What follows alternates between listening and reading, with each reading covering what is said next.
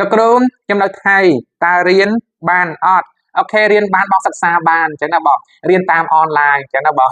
ចំពោះបងប្អូនយើងដែលនៅក្រៅប្រទេសថៃកូរ៉េជប៉ុនម៉ាឡេជាដើម USA ជាដើមហ្នឹងបើសិនជាចង់រៀនជាមួយលោកគ្រូអាចធ្វើការសិក្សាបានបងរៀនតាមអនឡាញតាមឆាត Telegram ណាបង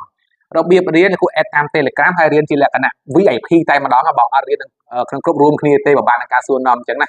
អាហ្នឹង style លោកគ្រូគឺបង្រៀនដាច់ដោយឡែកពីគ្នាអត់រំខានបងប្អូនយើងផ្សេងៗទេបងអញ្ចឹងណាបងសិក្សាបានបងតបនឹងឆាតបងពីខាង page ណាបងស្រីណាធ្វើការសិក្សាបានការបង្រៀនមានច្រើនគ្រូសូមបញ្ជាក់បន្តិចណាទី1ពាក់ព័ន្ធនឹង page ចំពោះបងប្អូនយើងដែលចង់ចេះពាក់ព័ន្ធនឹង page ច្បាស់លាស់តែម្ដងណា page មាន2មាន page blog content មាតិកា creator ហ្នឹងណាបងຕົកនឹងការរកលុយបណ្ដា real instream cm cn1 ជាដើមហ្នឹងក៏បានដែរហ្នឹងមកកញ្ចប់ផ្សេងចឹងទៅអញ្ចឹងណាបង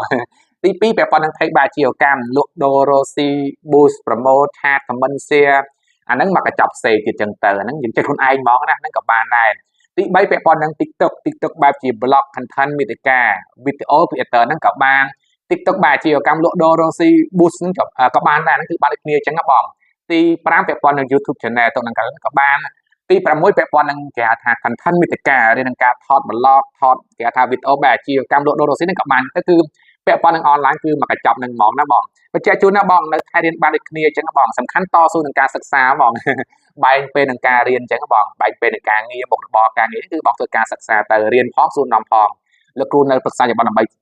ជួយជំរុញបងពាក់ព័ន្ធនឹងចំណាប់ផ្សេងៗណាបងបាទសាយជូនអរគុណ